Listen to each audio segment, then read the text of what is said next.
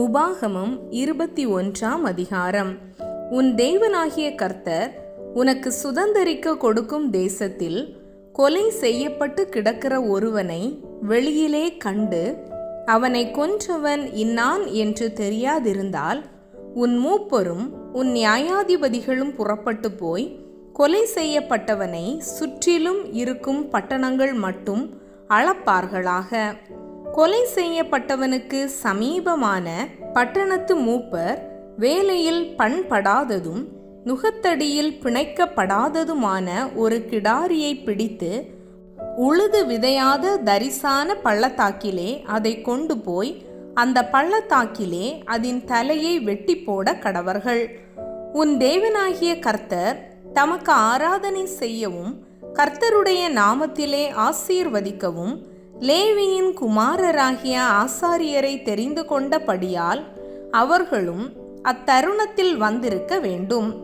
அவர்கள் வாக்கின்படியே சகல வழக்கும் சகல காய சேதமும் தீர்க்கப்பட வேண்டும். கொலை செய்யப்பட்டவனுக்கு சமீபமான பட்டணத்தின் மூப்பர் எல்லாரும் பள்ளத்தாக்கிலே தலை வெட்டப்பட்ட கிடாரியின் மேல் தங்கள் கைகளை கழுவி, எங்கள் கைகள் அந்த இரத்தத்தை சிந்தினதும் இல்லை, எங்கள் கண்கள் அதை கண்டதும் இல்லை. கர்த்தாவே, நீர் மீட்டு கொண்ட உமது ஜனமாகிய இஸ்ரவேலின் மேல் குற்றமில்லாத இரத்தப்பழியை சுமத்தாமல் உமது ஜனமாகிய இஸ்ரவேலின் மேல் கிருபையுள்ளவராயிரும் என்று சொல்வார்களாக. அப்பொழுது இரத்தப்பழி அவர்களுக்கு நிவிர்த்தியாகும்.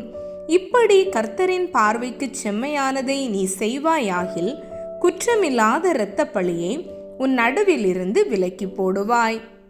நீ உன் சத்துருக்களுக்கு எதிராக யுத்தத்திற்கு புறப்பட்டு உன் தேவனாகிய கர்த்தர் அவர்களை உன் கையில் ஒப்பு கொடுக்கிறதினால் அவர்களை சிறை பிடித்து வந்து சிறைகளில் ரூபவதியான ஒரு ஸ்திரீயை கண்டு அவளை விவாகம் பண்ண விரும்பி அவளை உன் வீட்டிற்குள் அழைத்து கொண்டு போவாயானால் அவள் தன் தலையை சிரைத்து தன் நகங்களை களைந்து தன் சிறையிருப்பின் வஸ்திரத்தையும் நீக்கி உன் வீட்டிலிருந்து 1 மாதம் மட்டும் தன் தகப்பனையும் தாயையும் நினைத்து துக்கம் கொண்டாட கடவள்.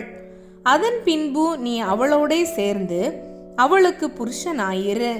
அவள் உனக்கு மனைவியாயிருப்பாள். அவள் மேல் உனக்கு பிரியமில்லாமற் போனால் நீ அவளை பணத்திற்கு விற்காமல் அவளை தன் இஷ்டப்படி போகவிடலாம். நீ அவளை தாழ்மைப்படுத்தினபடியினால் அவளாலே ஆதாயம் பெறும்படி தேட வேண்டாம்.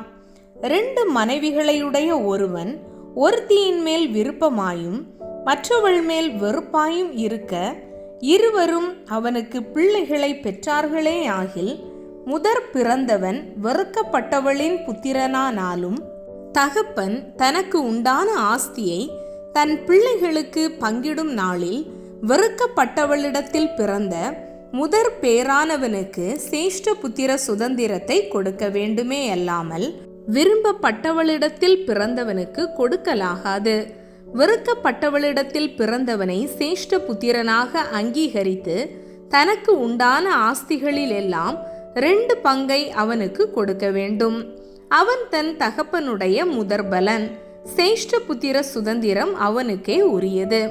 தன் தகப்பன் சொல்லையும் தன் தாயின் சொல்லையும் கேளாமலும் அவர்களால் தண்டிக்கப்பட்டும் அவர்களுக்கு கீழ்ப்படியாமலும் போகிற அடங்காத துஷ்ட பிள்ளை ஒருவனுக்கு இருந்தால் அவன் தகப்பனும் அவன் தாயும் அவனை பிடித்து அவன் இருக்கும் பட்டணத்தின் மூப்பரிடத்துக்கும் அவ்விடத்து வாசலுக்கும் அவனை கொண்டு போய், எங்கள் மகனாகிய இவன் அடங்காத துஷ்டனாய் இருக்கிறான், எங்கள் சொல்லை கேளான், பெருந்தீனிக்காரனும் குடியனுமாய் இருக்கிறான் என்று பட்டணத்தின் மூப்பரோடே சொல்லுவார்களாக. அப்பொழுது அவன் சாகும்படி அந்த பட்டணத்து மனிதர் எல்லாரும் அவன் மேல் கல்லெறிய கடவர்கள். இப்படியே தீமையை உன் நடுவிலிருந்து விலக்கி போட வேண்டும். இஸ்ரவேலர் எல்லாரும் அதை கேட்டு பயப்படுவார்கள். கொலை செய்யப்பட ஒருவன் மேல் சாவுக்கு பாத்திரமான பாவம் உண்டாயிருக்க அவனை கொலை செய்யும்படி மரத்திலே தூக்கி போடுவாயானால் இரவிலே அவன் பிரேதம் மரத்திலே தொங்கலாகாது. அந்நாளிலே தானே அதை அடக்கம் பண்ண வேண்டும். தூக்கி போடப்பட்டவன் தேவனால் சபிக்கப்பட்டவன். ஆகையால் உன் தேவனாகிய கர்த்தர் உனக்கு சுதந்திரமாக கொடுக்கும் உன் தேசத்தை தீட்டுப்படுத்தாயாக.